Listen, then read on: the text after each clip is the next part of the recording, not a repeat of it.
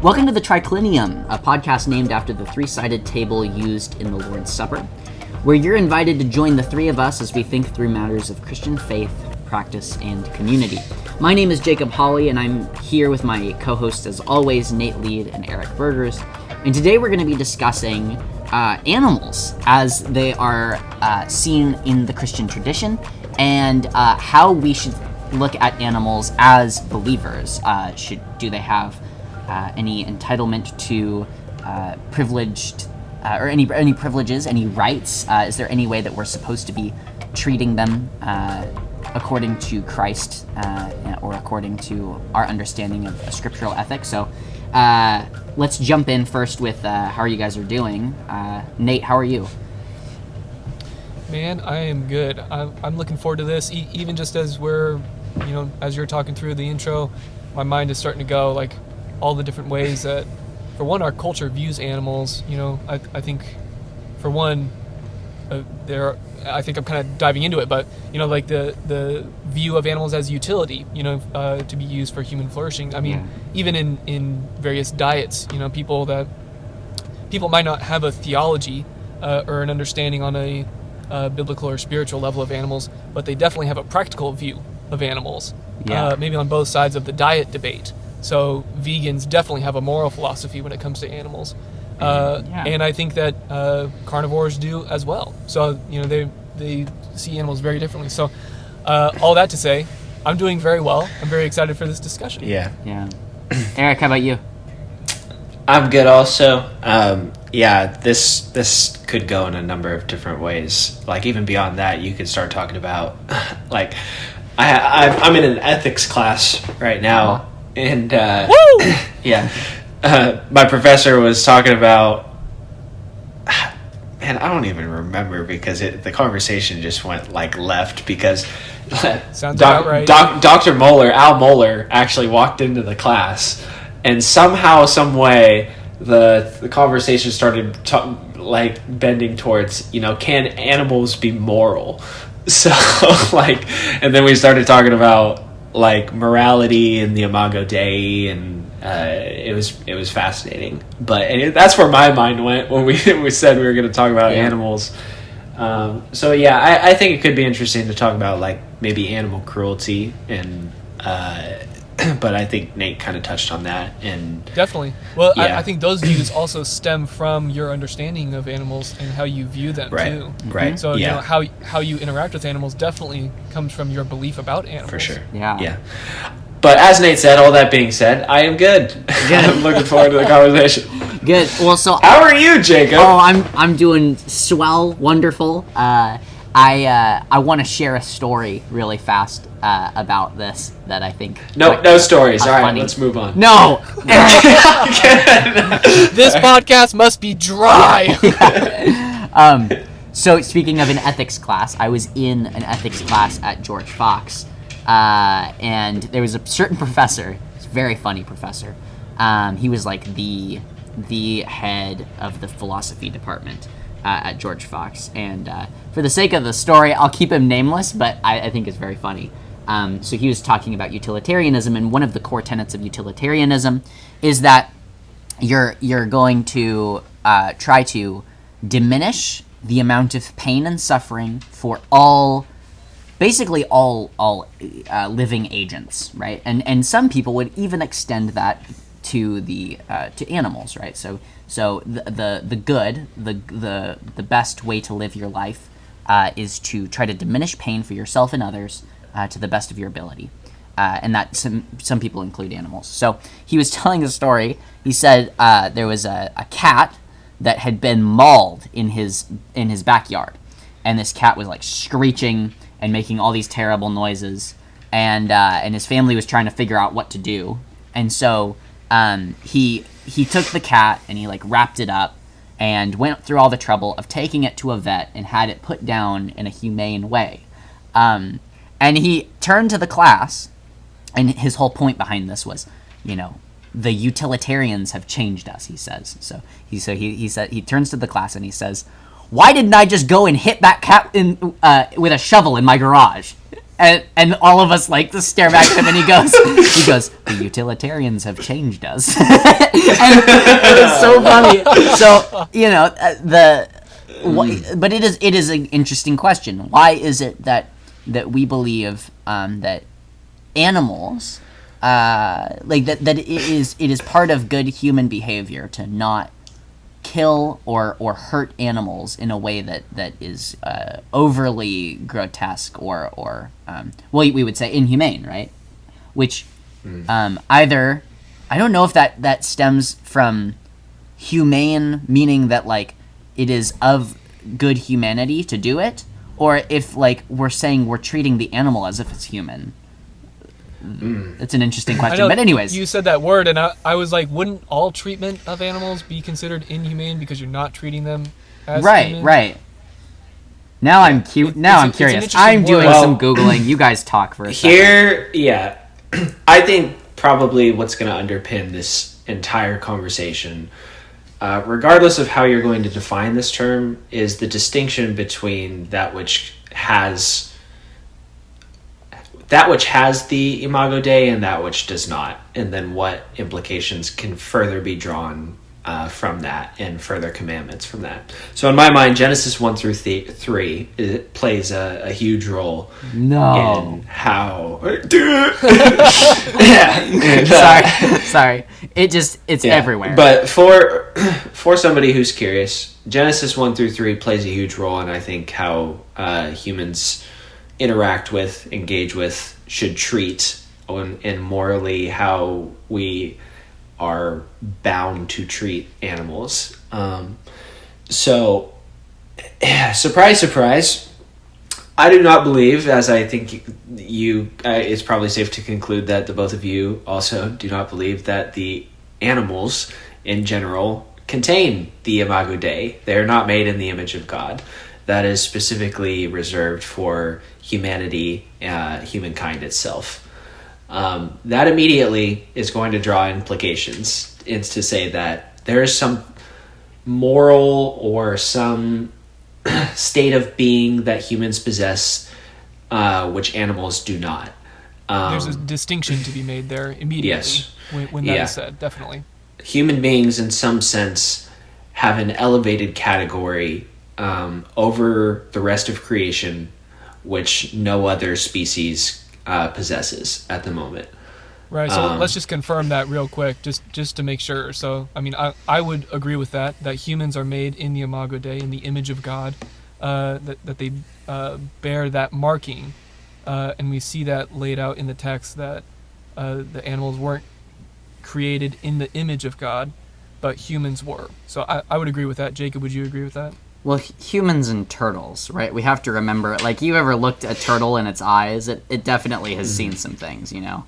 I'm just kidding. Yeah, of course. Humans and they alone have some sort of specialized, This is Genesis 1, 26 and 27 that we're pulling this from. I can read it if we feel it necessary, but... Why don't you read it? We are a Bible podcast. Sure, yeah. We like the Bible around here. Yeah. Here we go. I mean, from our name, you would think that we were a table podcast, but... We're just a woodworking podcast. Anyways, so Genesis 1:20, starting in verse 26, says, "Then God said, 'Let us make man in our image, after our likeness, and let them have dominion over the fish of the sea, and over the birds of the heavens, and over the livestock, and over all the earth, and over every creeping thing that creeps on the earth.' So God created man in his own image. In the image of God, he created him, male and female, he created them." So I don't think there's much more to be said there. There's some level of authority that human beings... authority is a new word, actually, that I'm saying. But human beings have some sort of category, which animals do not. And not only that, it would seem that God is ascribing them some level of authority over and above animals and the rest of creation itself. Mm-hmm. And so generally speaking, human beings have something that animals do not, directly given to them by God. I think it'd be interesting maybe to go further on this. I'm actually reading the next couple verses because I think kind of generally what we're talking about right now is kind of the moral implications of how human beings treat animals in light of this revelation from God that human beings have something that animals don't. Because one could immediately say, well, look at us, you know, we have the image of God, so let's just kill all the animals. Or something like that. Or let's, oh my gosh. Like, Right. in the modern... Take the authority to the ultimate level. Yeah. Yeah, that's what I'm getting at. And, you can make the argument that some people are doing that in culture today. Like, you could start to get around to the fact that cows, for example, are raised and bred with very short lifespans and immediately slaughtered. And in some, like, where I would say it starts to get morally dicey is they're put in essentially like cages that surround their bodies with no movement and no freedom whatsoever, and they're just hauled off to the slaughterhouse immediately. And or like the question, chicken nuggets are made from baby chicks. You know, like as soon as they hatch, it's like within a couple of weeks, they are immediately killed and processed into food. Mm-hmm. So like without their entire purpose in life is used in utility to humans. So without getting into the morality of that quite yet and a firm stance, I want to read the next couple of verses because I think it gives some more implication into God's disposition towards animals as well. And I just want to notice something real quick. So verses 28 and 29 say, "And God blessed them," speaking of human beings, that is, "and God blessed them, and God said to them, Be fruitful and multiply, and fill the earth and subdue it, and have dominion over the fish of the sea, and over the birds of the heavens, and over every living thing that moves on the earth. And God said, Behold, I have given you every plant yielding seed that is on the face of all the earth, and every tree with seed in its fruit. You shall have them for food." And then verse 30 says, And to every beast of the earth, and to every bird of the heavens, and to everything that creeps on the earth, everything that has the breath of life, I have given every green plant for food. So what I want to highlight there, what I want to point out is, providentially speaking, God gives care to animals in the same way that he cares for human beings. It's essentially says the same thing twice. I've given all the green plants, everything that's yielding fruit to you human beings. Guess what? I've done that to the animals as well. I'm providing for them as I've provided for you. But that's not to go against the distinction that God made between mankind and the rest of creation that exists before. So I think this has the moral implications to say that if God is going to rightly treat animals in some way in providing for them and caring for them by giving them food to eat and places to live on the earth, as you see in the creation narrative previous to these verses, what does that mean for human beings as they exercise dominion over the earth? So go ahead, Jamie. To add even deeper to your part, you said it says the same thing twice, but it importantly it differentiates. It says generally yeah, right. Okay. Yeah, he provides the same, you could say the same bio sphere for them to eat out of, right? But he says, I give you every seed-bearing plant on the face of the whole earth, and every tree that has fruit with seed in it. So the seed-bearing, basically the fruits are for humans. Humans are to eat the fruits, right, out of the trees. They will be yours for food. And then for the animals, it just says every green plant.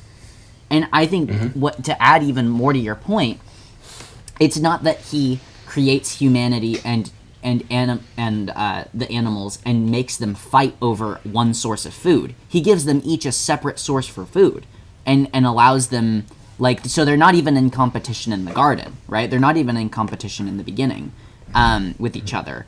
Great point. Yeah. So just like a quick note there. Yeah. So generally speaking, God operates in providence. I think you see this in Job as well, when God is speaking to Job, describing the way that he cares for creation itself and animals in particular as well. What is that, like Job 40, I want to say? It's near the end, yeah. Yeah. I'll try to find it here. Anyways, God cares for the animals. And my point was, what does that mean for us as we exercise the authority that God has given us over creation? And I would argue, on some level, and it's, again, as you get into any specific situation, you're going to have to use some level of reasoning and prudence as you navigate dicey scenarios. But on some level, we ought to care for animals too. We ought to provide for animals too, in the same way that God did. And I would expect that God would hold us to that standard as well as human beings. But is there anything you guys want to add there before we can maybe get into some of those dicier things? Yeah, just that it's Job 39 is where he talks about that, the ostrich 39, and the goat, one off. right? And Yeah. all these things. Yeah. Perfect. So maybe let's go back to that kind of scenario I posed before, and maybe we can think about it a little deeper. Let's talk about maybe cattle raising and the way that some cattle amongst farmers are particularly raised up. Now, none of us, at least as far as I know, are experts in matters of agriculture and farming at the moment. So you can take everything we say with a grain of salt, but generally speaking, I think it's safe to say that out there, there's particular environments where animals such as chickens, like Nate was saying, baby chickens, cows, many other forms of highly populated animals are specifically bred without any sort of freedoms. And we could talk about whether animals deserve freedoms or not. But they're essentially raised and then immediately slaughtered without any mobility, freedoms, whatsoever in their lifetime. And the question is that morally just for human beings to do, given the fact that we have authority and dominion over animals? What do you guys think? Well, to paint another example on top of that too, like I know that chickens, some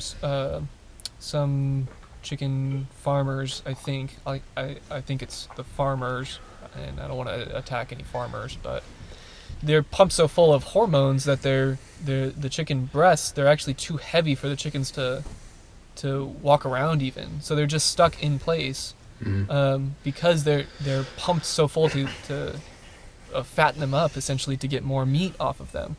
And even to the point of like other bird species, they have their wings clipped so that they can't fly away. Personally, I mean, I eat meat, I'm not going to deny that. Meat is delicious,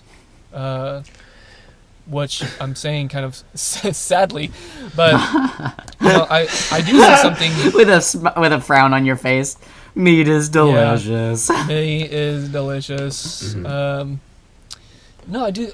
I mean, personally, I do see something wrong just with the treatment of animals in those environments.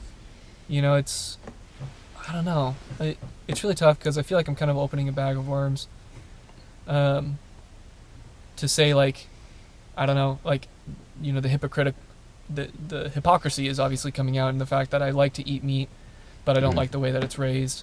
But I'm not going to go out and kill all my own meat. So in a way, I'm reliant on farmers, and the methods that they employ are necessary for them to meet the demand. To meet the demand of everybody needing meat. So it's kind of like, who am I to say what they should and shouldn't do? But I guess we're trying to speak on a moral ground. I don't know. I'm kind of spinning myself into circles because there's a lot of different kind of areas. I think you hit an important point here, Nate. Without getting to the particulars of Genesis and the background of Genesis and the way some people read it, I do think that it is morally permissible for humans to take animal life for sources of food and to exercise a dominion in that sort of way. And I think I would probably make that argument from Genesis 3 because I think God is the first example of God himself taking animal life on behalf of human beings. So Genesis 3:21 says, "And the Lord God made for Adam and for his wife garments of skins and clothed them." And that was after Adam and Eve had sewn together fig leaves for themselves. And so it's important to note that, well, garments of skins from what? You know? And I think clearly we're going to say that these skins weren't alive when he made when they're wearing them. Just some very unhappy gerbils. If you want to go that far, sure. So to back up just a little bit, Eric, because what you're referencing is after Adam and Eve eat from the tree of knowledge of good and evil. Yeah, you're right. The tree of knowledge of good and evil, and that's when sin entered the world.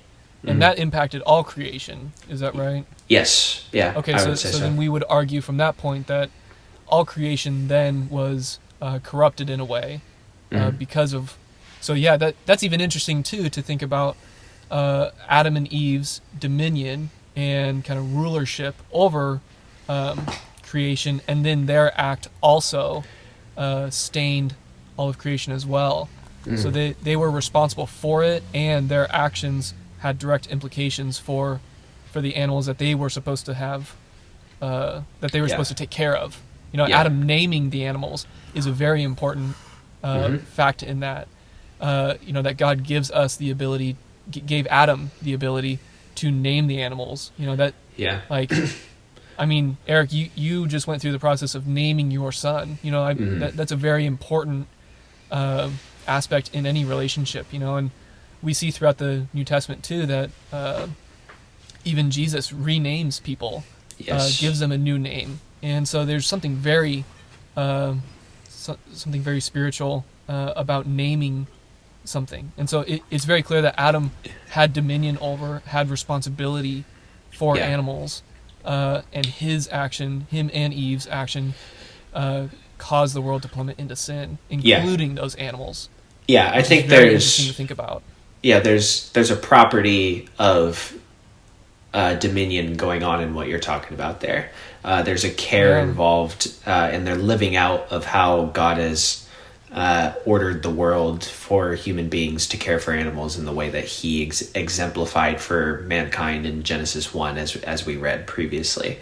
And kind of what I was getting at there in Genesis 3, and thank you for kind of that background context as well, is that I would say it's morally permissible for human beings to, as all creation fell with them, to exercise dominion over animals for the right reasons, being particularly for food, as a source of food, because God himself sacrificed animal lives in some way within that verse. So there has to be some category by which we say animal death on behalf of human beings is acceptable. I would see it that way.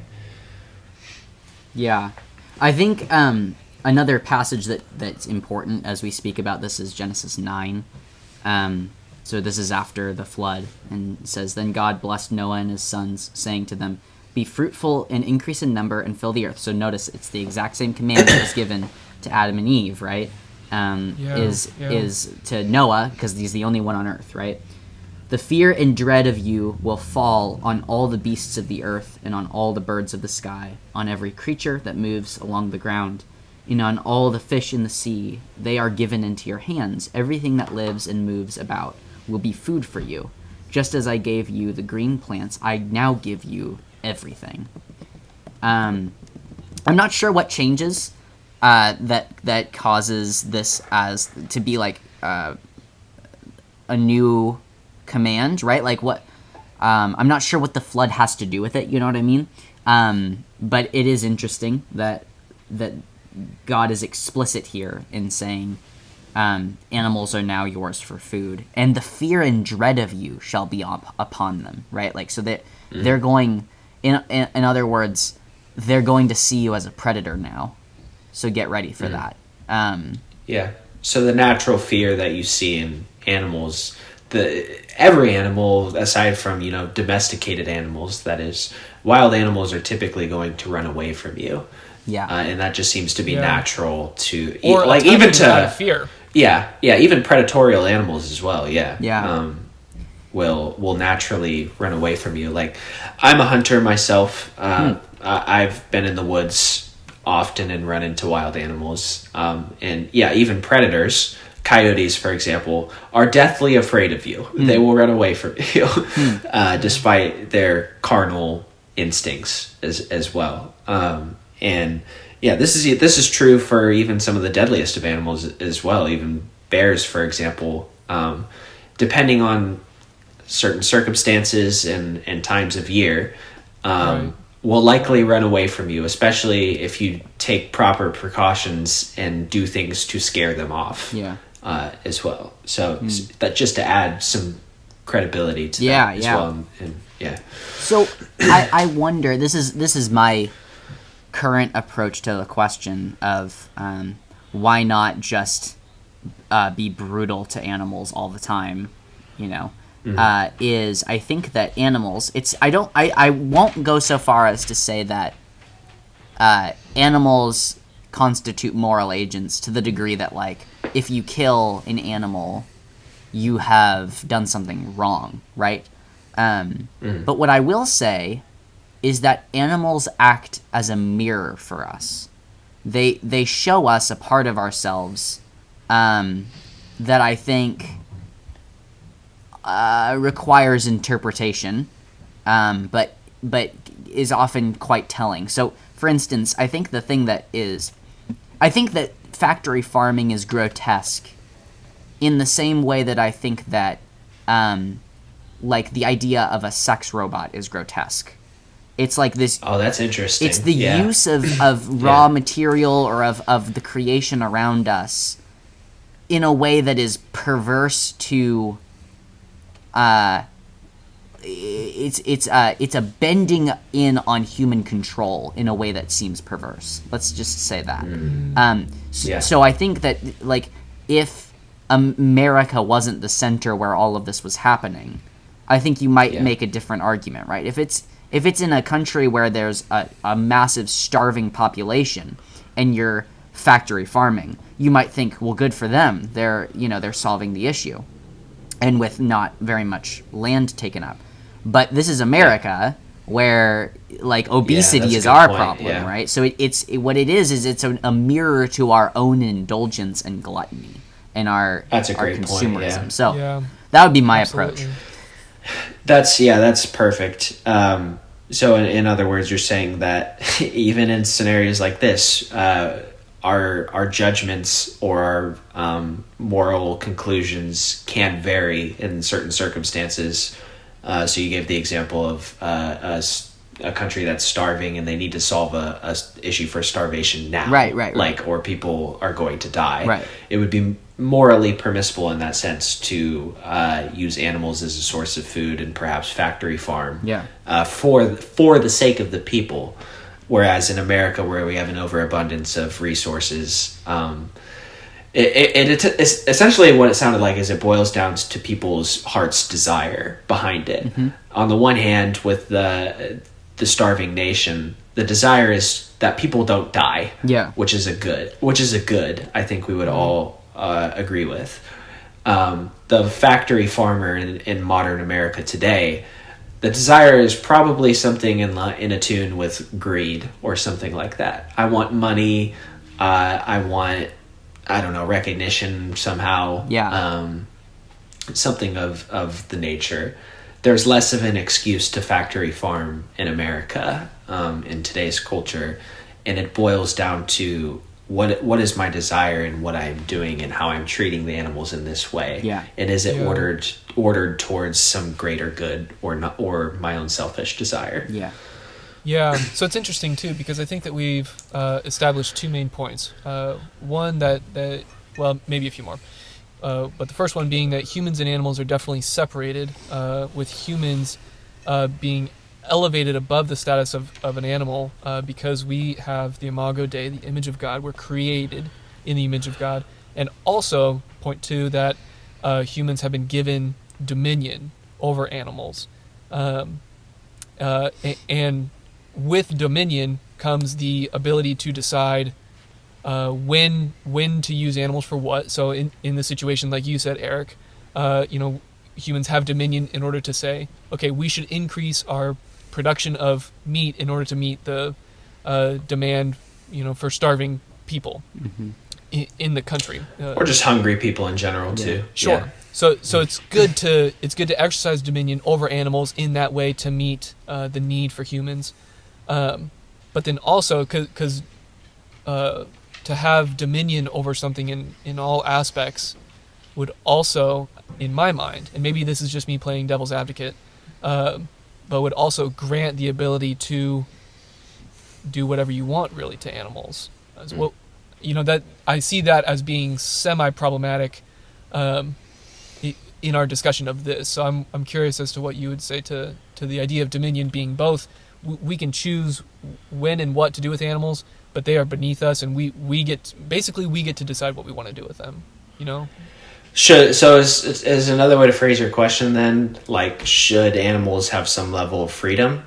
Then is that kind of what you're getting at there? Like, I guess I could see people. So based on the points that we've established, I could see somebody saying, "Well, if I have dominion over animals, I should be able to do whatever I want to them." Mm-hmm. If I'm elevated to the status of having the image of God and being above animals, and I'm charged by God to exercise dominion over animals, then why can't I do whatever I want to them? I could see somebody making that point. You see what I'm saying? Yeah. Let me just back up here. Go ahead, Jacob. I would say you can, but what you do to your animals reveals to me your heart. So I would say this is Proverbs 12:10 says, "A righteous man has regard for the life of his animal, but even the compassion of the wicked is cruel." And so I think that I think that there's a way in which we see by proxy that the way that somebody treats their animals, in the same way that they treat their things, right? Like somebody who is quick to dispose of things, here we gotta pause. Hold on 1 second. No worries. Sorry, my earpods are right on the verge of cutting out here. Hold on 1 second. Let me get my headphones here. Sure. And then do you want me to pause my recording? No, don't do that. We'll just reclap here. Okay. And so I have a better idea Okay. of where we're at. Skabber. There we go. I'm sorry. His whole entire voice changed. That was crazy. Yeah. Am I deeper or higher? Deeper. Way deeper. Yes. Holy yeah. So where did my Jacob Hawley? welcome to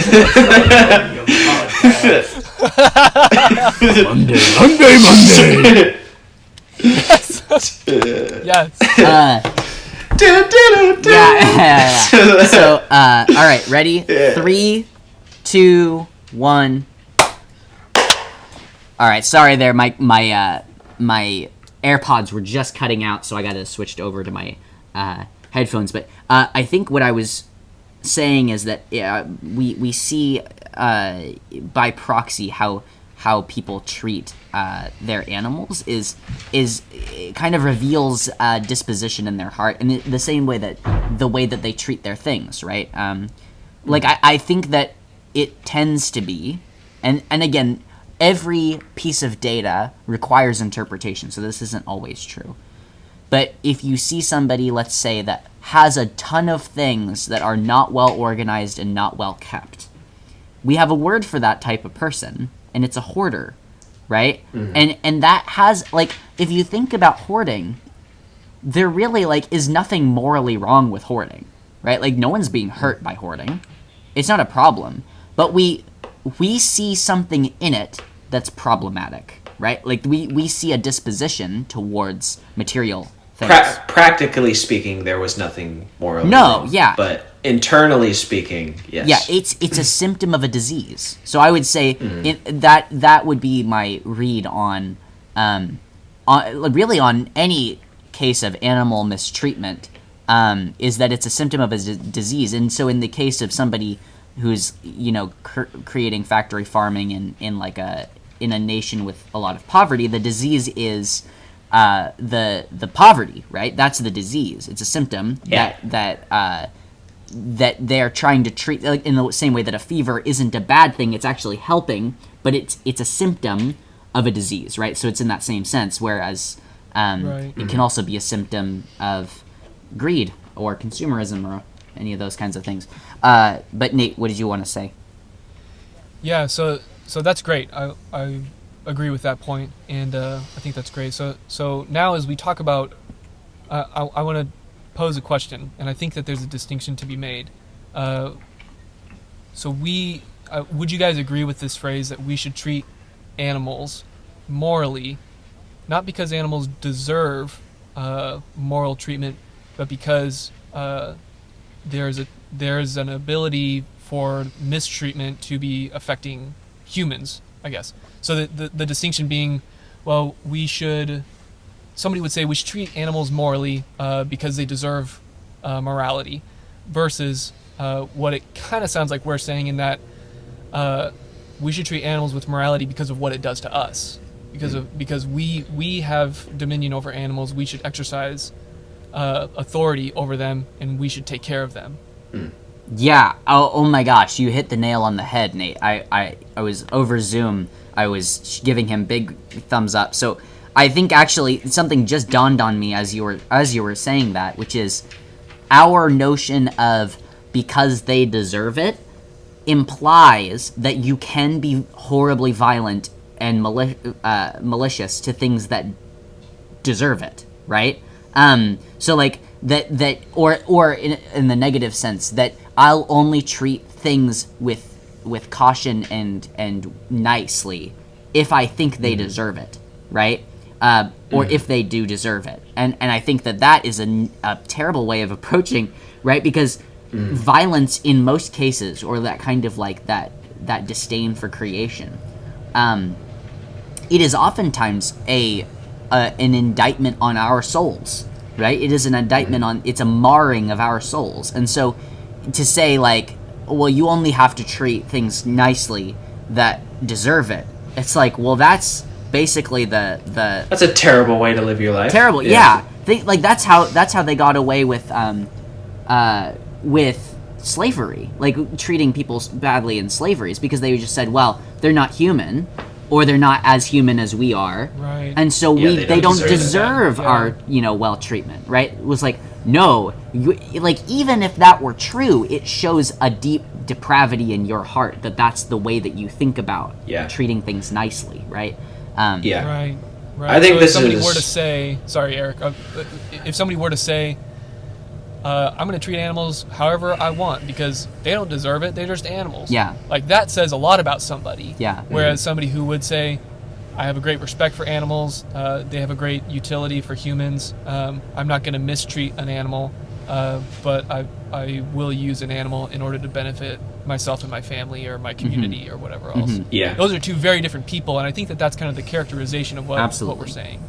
Okay. Yeah. Absolutely. Yeah, I think I'm in full step with you guys. I was going to say that, I think the question in and of itself is just phrased wrong. It's just coming from the wrong place in its entirety.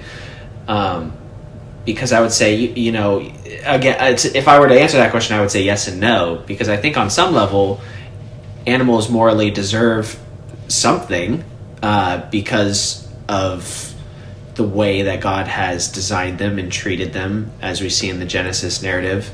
But like the way that they're using that word deserve would be different from the way that I just said it, just right there, because we have a difference in opinion over their inherent value, their inherent design. And so, so like to go way back, Nate, like in answer your question, we were kind of talking briefly there about like do animals like deserve freedoms or something like that? Like, is it take it even further back? Like, could we say that what we call factory farming is wrong because the animals are being kept in confined spaces. Animals deserve to be free. And somebody could go to Genesis 1 and say, at each step in creation, God is assigning lands and waters and areas for the animals to inhabit and to roam free. And so our denial of their freedoms in that way is morally wrong.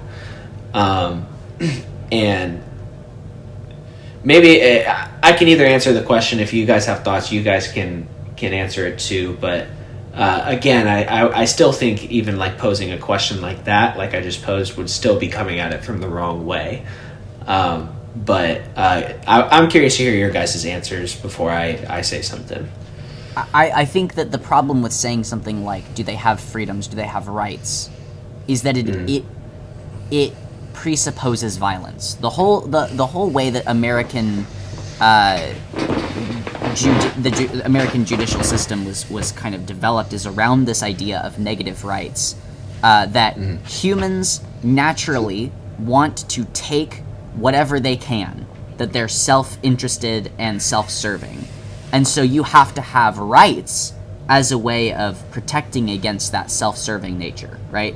Humans will try to kill you for your stuff, so you have the right to life, right? The government will step in and try to secure your right to life, right? No one else can kill you.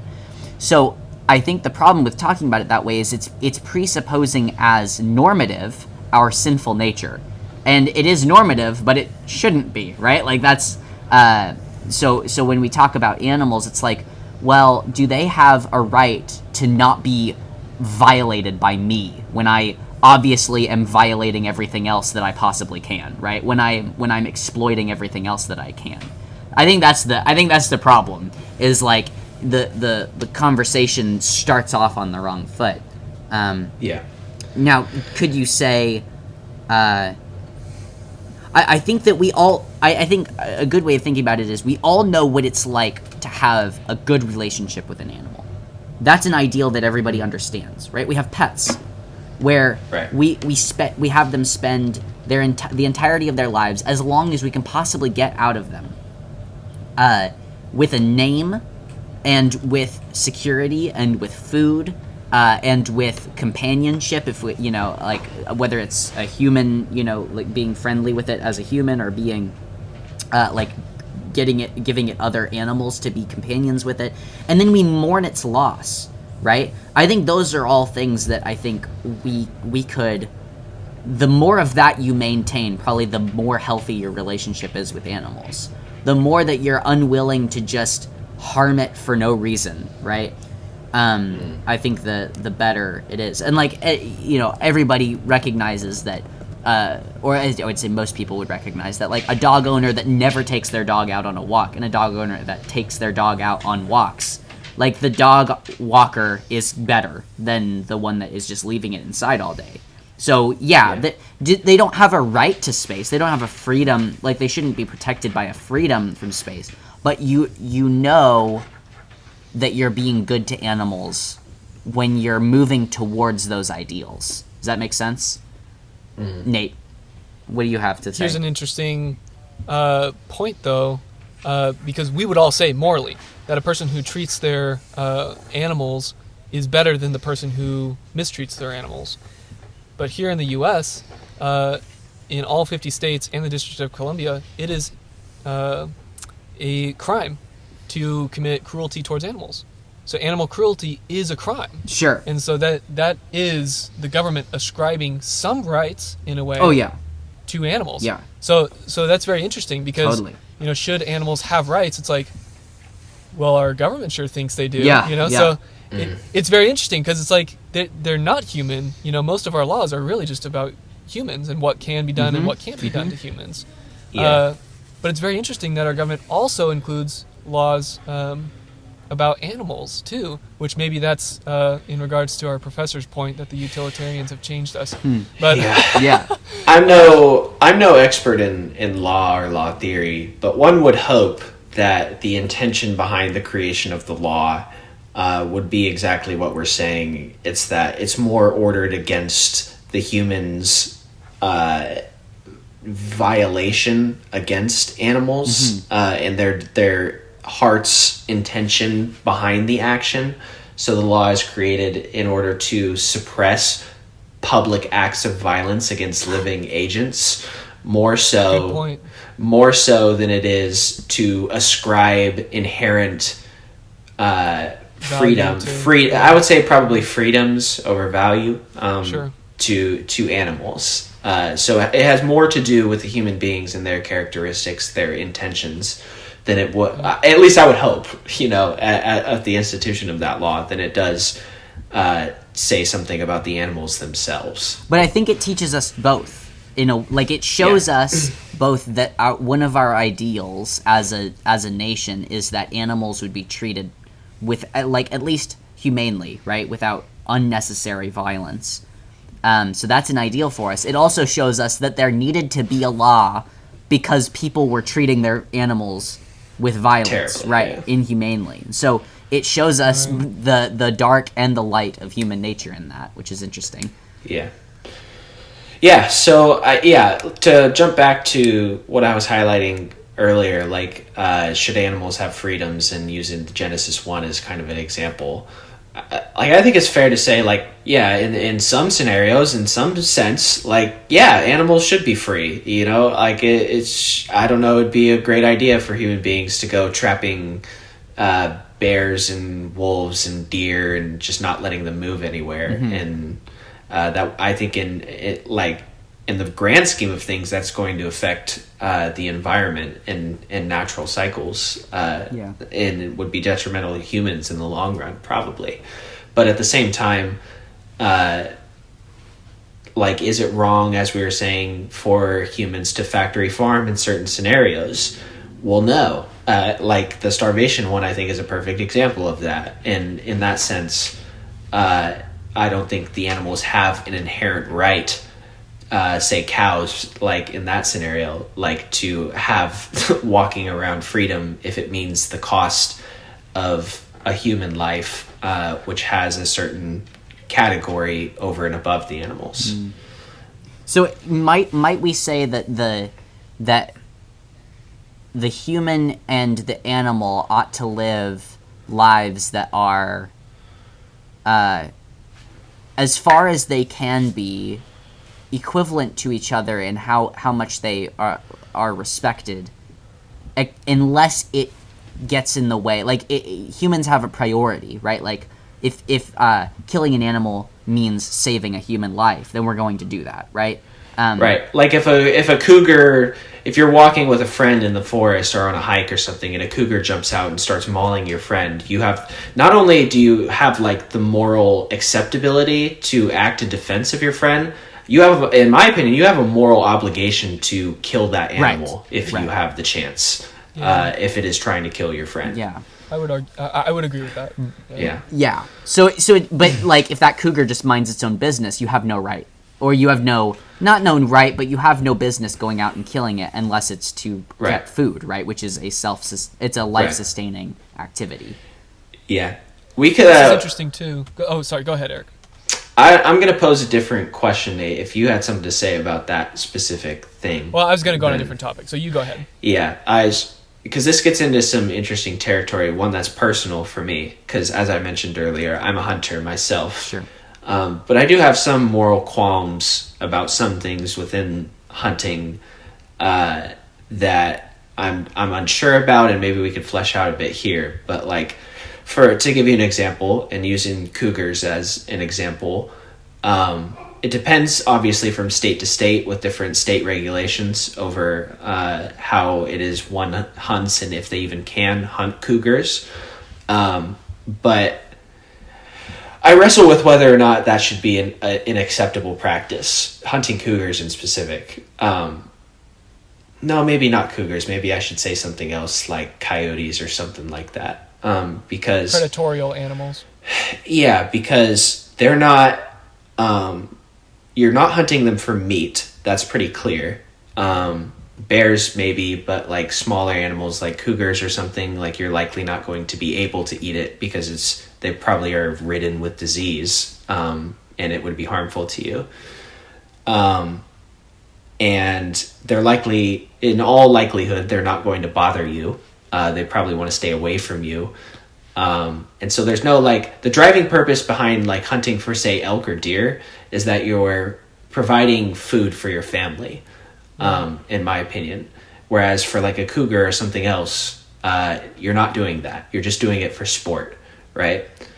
But I'll get your guys' initial thoughts, and then I'll say what my probably conclusion on cougars would be, and then maybe we could talk about something else. But it's something interesting to think about. So, Yeah, I mean, my initial thought, and I'm spitballing here, but my initial thought would be it is good and maybe even righteous insofar as that animal threatens the livelihood of you or your family, and that it extends to its threat on your farm or your livestock or yes, your ability to provide for your family. So if a cougar, I don't know, I mean, the obvious one is like, hey, if a coyote comes in or a fox and eats all your chickens, it's like, yeah. I mean, you have maybe even an obligation, like you said earlier, to remove that threat from your family, because that is preventing your family from being able to eat.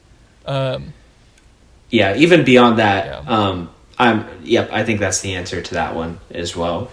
Beyond that, just to give a practical example, when I was a kid, going hunting and just driving around the back roads and things like that, you couldn't not go on a drive and not see deer as you're just driving around. And they're all over the place. And this is in Oregon, of course, as I was growing up. Nowadays, and as I got older, there's been times where I've gone out hunting and not seen a single thing at all. And the question is, what happened? And the answer, in my opinion, is Oregon made harsh regulations against people having the ability to maintain the cougar population against deer and elk, so much so that they have killed off nearly the entire population in certain areas because they've been left unchecked, and they're able to kill at whatever will they want. And so this affects other populations. This affects how people feed their families. Didn't they also reintroduce wolves? They did that as well. Yeah. They did that too at the same time. Which is, I mean, so I studied a little bit of wildlife management in high school. Yeah. And it's really interesting to look at how an environment and a food chain really regulates itself, because as a predator, why did I say it like that? As a predator population increases, the I can't remember what it's called, but the deer, kind of the herbivore populations, they will decrease. But then as that population decreases, the predator population also decreases. So it's a really interesting cycle, and how these environments really, they contain themselves in generations, this is over long periods of time, but they regulate themselves, which is really interesting. Mm-hmm. Yeah, I think one thing to just, like, as maybe another, like, analogy or an example, a parallel that might be helpful is, like, I want to stay away from saying that, like, animal cruelty is morally wrong. Because I think that you have to have so many axes of proof that what's going on, like you could say an act of violence against an animal requires a ton of interpretation, and given the context can determine. You got to define a lot of terms, right? Yeah. And so I would say, I don't want to get into I don't think that anybody who has ever killed any animal. This might be really broad statement. I don't think that action is the immoral thing. I want to maintain that that it is a window into the soul of the person. Mm. And so this is almost like a virtue ethics thing, where it's like, if this is like the one time you've done this, then somebody may look at you and go, wow, that was awful to watch what just happened there. But I know that's not who he is, right? Or who she is. But if this is a serial thing, or this is an institutional thing, or a systemic thing, that you've put your name next to, of this this animal cruelty, I think it's indicative of a moral deficiency somewhere, maybe. So but it's a signpost. It's not the thing itself. I want to maintain that. So in the same way that I would say wealth is another really significant thing here, is like where you see massive amounts of wealth, your first question should be, wow, how did they get that wealth, right? Like there should be, or that it's not even there should be, there will be questions. This is maybe just an aspect of human nature, is that because we have that, maybe it's part of the imago Dei in us or whatever, but it's this tendency towards critique and judgment of others and of ourselves. And I think that killing an innocent animal, or developing massive amounts of money, or let's say engaging with a sex robot, or whatever of these things that aren't technically wrong, right, by the moral action in itself, but in any of these instances, humans will judge, and they'll begin to wonder, what is going on in that person that led them to that action, right? Or to that state. I almost think you can have both, Jacob. I'm not sure, because on one level, I do want to ascribe some level of value to animals on some level, because I think it would be strange to say that God created living agents in this way, but they don't have any value whatsoever. Well, I would just say that their value is to the reflection of the human heart. I wonder if it goes beyond that a little bit as well. And being the one, I would guess, on this podcast that's been the only one that's actually taken animal life and watched it happen, it's hard for me to say, when you go through that process and you actually do it, something happens, as you watch it with you. And I think that's perfectly in step with what you're saying, Jacob. That probably is saying something about me personally, internally, as I witness this happen. Yeah. Part of me feels bad about it, because you watched a life dissipate from a living being's eyes. But part of me wonders if that has something to do with the way that God has created these living beings as well as my personal view of them, I guess, my personal disposition towards them. I don't know. Maybe I'm way off kilter there. But here's a question then. So in a nation state in which sacrifice was a common statute, and God is the one who instantiated that, do you believe that God was asking humans to do something wrong by asking them to kill animals on his behalf? No, I don't think.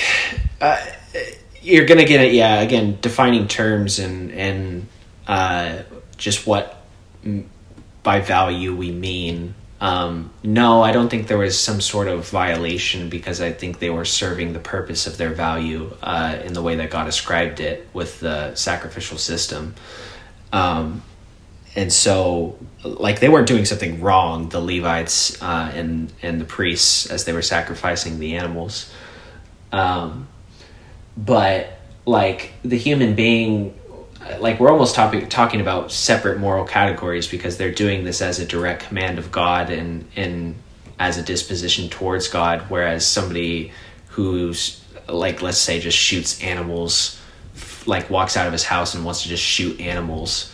I've heard of, I'm not gonna name people, but I know people who, if a domestic dog walks on their property, the dog is dead. You don't walk on my property, right? Yes, that says something about the individual, or a domestic cat too. Yes, that says something about the individual, but it's difficult for me to walk away from the value that God has given that particular animal. they're doing something in opposition against the animals, whereas the priests and the Levites were doing something for God, I guess. So it's like a different ordering, and I guess is a way to say it.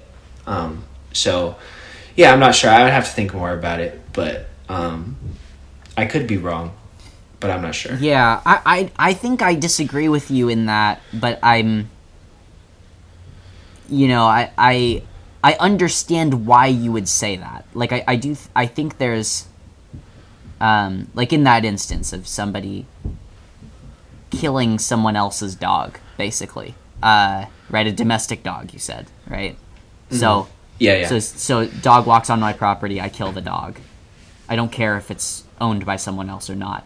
I think the infraction there, which I think that could be considered immoral, and the reason is because you've killed someone else's property, right? That's someone else's dog. And by the way people treat pets, almost a member of their family. Like it is, it's the same moral evil, I would say, as like,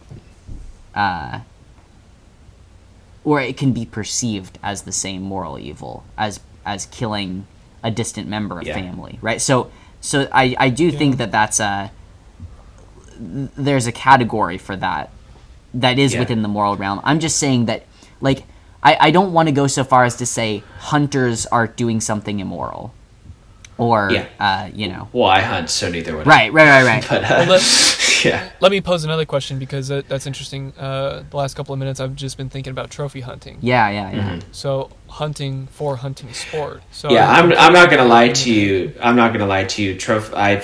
My father has been to. He's kind of, over the years he's gotten into some higher relationships with higher ups within his business and his corporations, and so he's been on to some important people's houses who do these things before, and he'll walk in and show me pictures of trophy rooms just decked with safari life and different kinds of animals, some of which, in my opinion, did not deserve death, because it was merely for sport, and like the dude had like a hippopotamus on the wall, or like a giraffe. It's a strong wall. On the wall. That's a strong wall. And that's hilarious. And like something in me, like, it's just like, that's wrong. I don't like this. There's something going on here. And again, to Jacob's credit, nothing of what I just said is out of step with his view. And I would affirm what Jacob is saying. That's a window into that person's soul as to how they are operating with their intentions. I'm saying, and I think maybe the language of value might be wrong, but I'm wondering if there's some level of value that animals have to have because of the very fact that God chose to create them rather than not. Yeah. There's living agents for some sort of purpose, and it would seem weird to say that God created a living agent with no value and or purpose whatsoever. Yeah. And so all I'm trying to say is that, like, for the trophy hunters and the people who shoot animals, domestic ones even, that just simply for the fact that they walk on their property. Repent. The kingdom of God is at hand. Yeah. Not only is it what Jacob is saying with the moral windows, I also feel like that person may be transgressing the value that animal may have had simply because God created them with value. Yeah.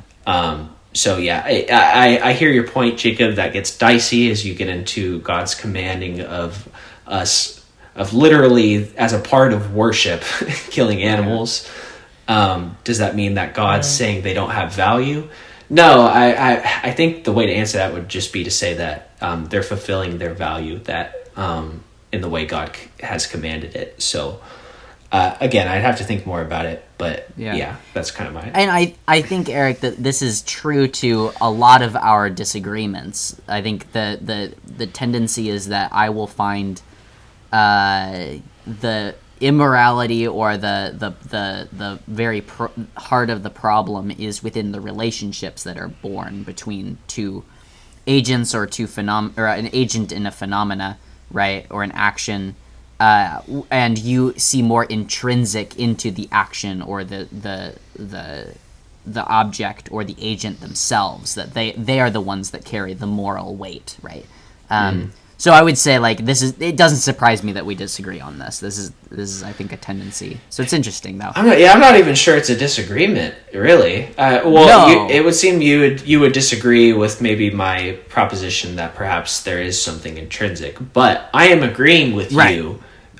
I just take it a step further. In practice, we're frowning at the same stuff. Yeah. Yes. Absolutely. Absolutely. Yeah. Yeah. So, I think that probably about wraps it up. Unless you guys have anything else you want to say on the topic.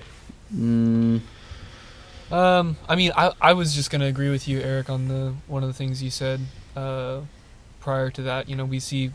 We see God create animals even before He created humans. To fill creation, to be in it, to enjoy God's creation, and they weren't created only to be utilized by humans for food or for whatever, but they were created to be created, frankly. So I think we see that in the text. So I think that maybe the relationship between humans and animals has been disordered by the entering of sin into the world. I think we talked about this before. When we were talking about what does heaven look like? When Jesus returns, what does this look like? What does the new earth look like? The restoration of earth. Yeah. And I think that we mentioned I don't think animals are going to eat each other. Like Yeah. the lion will lay with the lamb. I'm not sure I kind of avoided that in this conversation. I don't know. I think maybe.